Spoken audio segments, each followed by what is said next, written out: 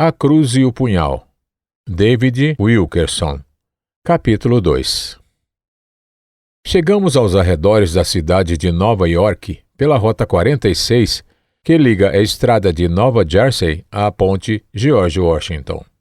Continuava tentando organizar as ideias. O que iria fazer quando chegasse ao outro lado da ponte? Não sabia. A gasolina estava no fim, por isso paramos num posto um pouco antes da ponte.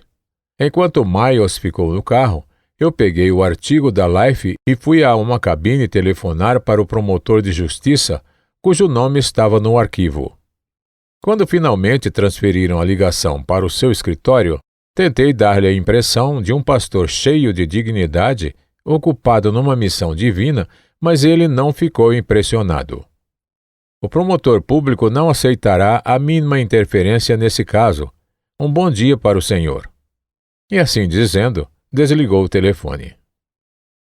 Fiquei ali, perto de uma pirâmide de latas de óleo, tentando captar novamente o sentimento da minha missão.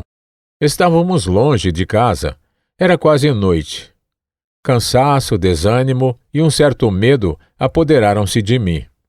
Sozinho ali, na boca da noite, depois de experimentar esse malogro que, aliás, era de se esperar, a orientação que eu recebera na segurança de minha casinha, nas montanhas, não parecia tão convincente. Ei, David! Era Miles que chamava. Estamos interrompendo a saída aqui. Saímos para a estrada novamente. Num instante, estávamos sendo levados por uma gigantesca correnteza de tráfego.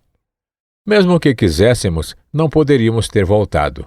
Nunca vira tantos carros, e todos com pressa. Rodeavam-me, buzinavam, e os breques dos enormes caminhões assobiavam. Que visão espantosa oferecia aquela ponte! Um rio de luzes vermelhas à direita, dos carros que iam à frente, e o clarão forte dos carros que vinham. Ao fundo, a silhueta dos arranha-céus subindo dentro da noite. Reconheci de repente que eu era mesmo bastante rústico. E agora, o que faremos? Perguntei a Miles, quando atravessamos a ponte, onde uma porção de setas apontavam para diferentes vias, cujos nomes nada significavam para nós. Quando em dúvida, disse Miles, acompanhe o carro da frente. Acontece que o carro da frente ia para a parte superior de Manhattan. Nós também fomos. Olhe, disse Miles, depois de passarmos por 2 sinais vermelhos e quase atropelar um guarda, que ficou a menear a cabeça depois que passamos. Este nome eu conheço, Broadway. O nome conhecido dessa rua pareceu-nos um rosto amigo no meio da multidão. Seguimos pela Broadway, passando por ruas numeradas que desciam mais de 200 até menos de 50, e de repente estávamos em Times Square. Pensávamos nas noites calmas de Phillipsburg, enquanto Miles lia os cartazes na frente dos prédios. Segredos nus? Amor sem amor? Garota da noite? Vergonha. Um grande letreiro luminoso na frente de um teatro dizia: apenas para adultos, enquanto um homem de uniforme vermelho tentava manter em ordem um grupo de crianças irrequietas. Alguns quarteirões à frente, chegamos a Macy's, depois Gimbel's. Senti-me mais animado diante das grandes lojas. Aqui estavam mais nomes conhecidos. Gwen fazia pedidos a essas lojas. Aliás, as meias de lã que ela me fizera prometer trazer foram compradas na Gimbel's, penso eu. Era um ponto de contato com o conhecido. Eu queria ficar perto dessas lojas. Vamos procurar um hotel por aqui, sugeri. Do outro lado da rua estava o Hotel Martinique, e resolvemos ficar ali mesmo. Depois surgiu o problema de estacionamento. Havia um local em frente ao hotel, mas quando o porteiro disse $2 pela estadia durante a noite, dei marcha ré rapidamente. É porque somos de fora, disse a Miles, enquanto saía com o que esperava ser uma velocidade descabida. Eles pensam que podem fazer o que querem com pessoas do interior. Meia hora mais tarde, estávamos de volta ao mesmo local. Muito bem, você ganhou, disse eu ao homem que não sorriu. Logo depois estávamos no nosso quarto, no 12º andar do Martinique. Fiquei à janela muito tempo, vendo o movimento da rua, observando os carros e as pessoas que passavam. De vez em quando, um vento mais forte carregava nuvens de lixo e pedaços de jornal. 5 jovens rodeavam uma fogueirinha do outro lado da rua. Estavam dançando na noite fria, as mãos estendidas para o fogo, tramando, sem dúvida, alguma aventura. Peguei novamente a página da Life que estava no meu bolso e imaginei como alguns meses antes 7 outros parecidos com esses entraram cheios de ódio e tédio no Parque Highbridge. Vou telefonar para o escritório do promotor de justiça novamente, disse eu a Miles. Surpreendentemente, ainda estava aberto. Sabia que estava sendo inconveniente, mas não conhecia outra maneira de me aproximar daqueles meninos. Telefonei mais 2 vezes e, finalmente, da terceira vez, consegui fazer com que me dessem alguma informação. Olhe, disseram-me rispidamente. A única pessoa que pode lhe dar permissão para ver esses meninos é o próprio juiz Davidson. Como posso ver o juiz Davidson? A resposta foi dada numa voz entediada. Ele estará presente ao julgamento amanhã cedo. Rua do Fórum, número 100.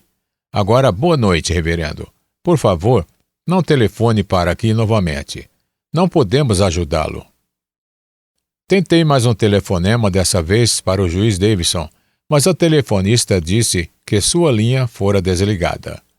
Sentia muito, não havia a menor possibilidade de fazer a ligação.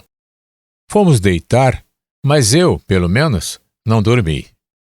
Para os meus ouvidos, acostumados ao silêncio do campo, cada barulho da grande cidade parecia ameaçador. Passei as longas horas daquela noite imaginando o que estaria fazendo ali e dando graças, porque, fosse o que fosse, não poderia me segurar por muito tempo naquela cidade. Logo depois das 7 horas, nos levantamos, vestimos-nos e saímos. Não tomamos café. Sentíamos instintivamente que iríamos enfrentar uma crise e que esse pequeno jejum nos deixaria mental e fisicamente mais alertas. Se tivéssemos alguma experiência de como nos locomovermos na cidade de Nova York, teríamos ido de metrô até o centro da cidade. Entretanto, inexperientes como éramos, tiramos o carro do estacionamento, pedimos informações de como chegar à Rua do Fórum e novamente pegamos a Broadway. Chegando ao local, verificamos que era um prédio de proporções gigantescas e amedrontadoras, ao qual acorre grande número de pessoas que, tendo alguma questão contra alguém, querem justiça. Todos os dias dirigem-se para lá centenas de indivíduos que têm negócios ali, mas igualmente espectadores, curiosos e desagradáveis são atraídos porque querem partilhar, sem perigo, da fúria reinante. Um homem se destacava, naquele dia, pelos seus comentários, enquanto esperávamos do lado de fora da sala do tribunal onde o caso Michael Farmer teria prosseguimento. A cadeira elétrica é boa demais para eles, dizia para o público em geral. Depois, dirigindo-se ao guarda uniformizado que vigiava a porta trancada, continuou. É preciso dar-lhes uma lição, esses vagabundos miseráveis. O guarda enfiou os polegares no cinturão e deu as costas ao homem, como se houvesse aprendido há muito tempo que essa era a única defesa contra os autonomeados guardiões da justiça. Quando chegamos, às 8h30, havia 40 pessoas na fila esperando a hora de entrar na sala. Mais tarde, descobri que havia 42 lugares disponíveis ao público. Muitas vezes fico imaginando que, se tivéssemos tomado café, tudo o que aconteceu depois daquela manhã de 28 de fevereiro de 1958 teria tomado um rumo bem diferente. Durante 1h30, ficamos em pé, sem pensar em sair, porque havia outros esperando uma chance de tomar os nossos lugares. Quando um oficial de justiça passou por nós, perguntei-lhe, apontando para uma porta um pouco adiante do corredor: "Aquele é o gabinete do juiz Davidson?" Ele acenou afirmativamente. Seria possível falar com ele? O homem olhou para mim e riu. Nem me respondeu, apenas deu uma risadinha desdenhosa e continuou seu caminho. Lá pelas 10 horas, um guarda abriu as portas da sala do tribunal e entramos todos num vestíbulo onde fomos revistados. Eu supunha que estavam à procura de armas. Ameaçaram a vida do juiz, disse o homem à minha frente enquanto nos examinavam. A quadrilha dos dragões disse que eu pegaria no tribunal. Eu e Miles ocupamos os 2 últimos lugares. Logo verifiquei que ficara ao lado do homem que pensava que a justiça devia ser executada com mais rapidez. Esses meninos já deveriam estar mortos, você não acha? Disse ele, dirigindo-se a mim, mesmo antes de nos sentarmos. Depois, voltando-se, fez a mesma pergunta ao que estava do outro lado, sem esperar minha resposta. Fiquei surpreso com o tamanho da sala. Esperava ver um salão imponente, com centenas de lugares. Talvez eu tenha recebido essa ideia através de Hollywood. Na realidade, metade da sala estava ocupada pelo pessoal da própria Corte de Justiça, um quarto pela imprensa e apenas uma pequena parte atrás era reservada ao público. Meu amigo da direita fazia comentários constantes do que acontecia. Um grupo grande se dirigiu para a frente e fui informado de que eram os advogados escolhidos pelo Estado. 27, continuava meu companheiro. Fornecidos pelo Estado. Ninguém mais queria defender essa ralé. Além disso, não tem dinheiro. Filhos de espanhóis, sabe? Eu não sabia, mas não fiz nenhum comentário. Eles tiveram de pleitear inocência. É lei estadual para homicídios de 1º grau. Deveriam pegar a cadeira elétrica, todos.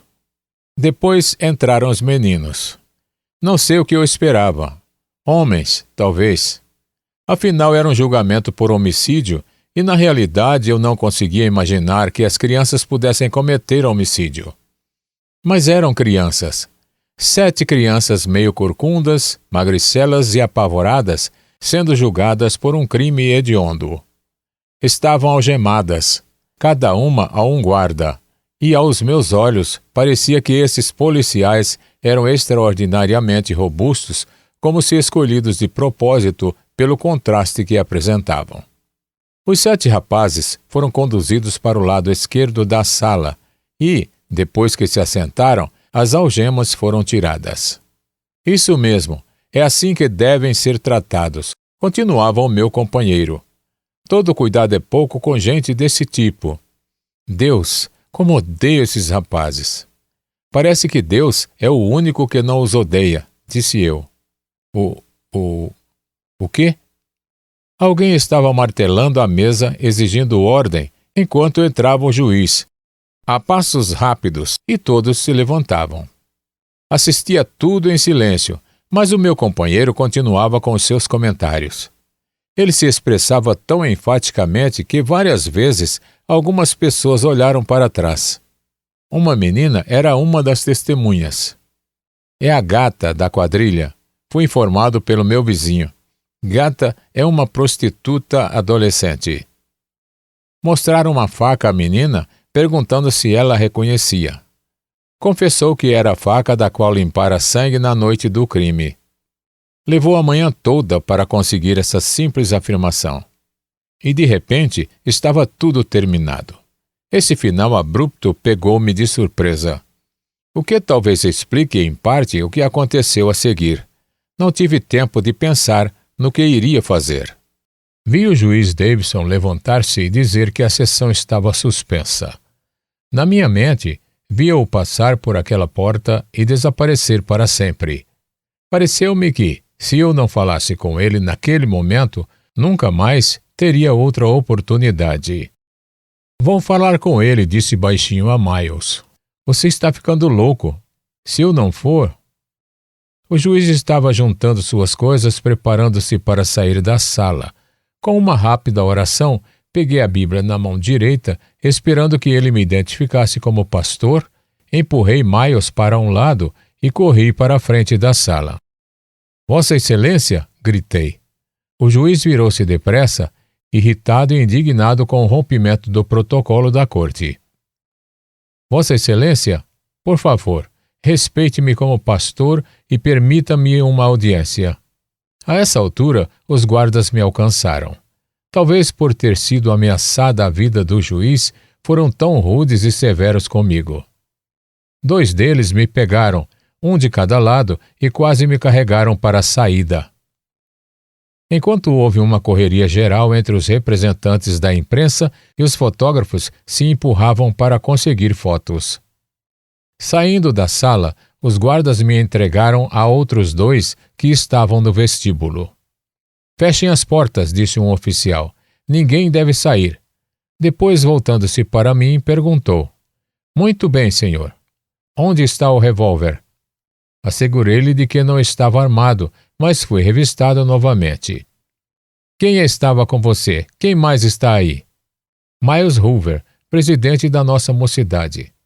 Trouxeram Miles. Ele estava branco e tremia, mas eu acho que de raiva e vergonha, não de medo. Alguns fotógrafos conseguiram entrar na saleta enquanto a polícia nos interrogava. Mostrei meus documentos à polícia, provando que eu era de fato um pastor ordenado. Discutiam entre si sobre que acusação fazer a meu respeito e o sargento resolveu saber qual era a vontade do juiz Davidson. Depois que ele saiu, os repórteres começaram a interrogar-nos. De onde éramos? Por que tínhamos feito isso? Faziam parte dos dragões? Havíamos roubado esses documentos ou eram forjados? O sargento voltou, dizendo que o juiz não quis fazer nenhuma acusação e que me deixaria partir se prometesse nunca mais voltar. Não se preocupem, disse Miles. Ele não voltará. Levaram-me bruscamente até o corredor. Ali, um semicírculo de fotógrafos estava à espera com suas máquinas prontas. Um deles dirigiu-se a mim. Ei, reverendo, que livro é esse na sua mão? Minha Bíblia. Tem vergonha dela? Claro que não. Não? Então por que a esconde? Levante-a para que possamos vê-la. Na minha ingenuidade, levantei-a e ouviu-se o estalar dos flashes. Imediatamente compreendi o que estava fazendo e como sairia a notícia nos jornais.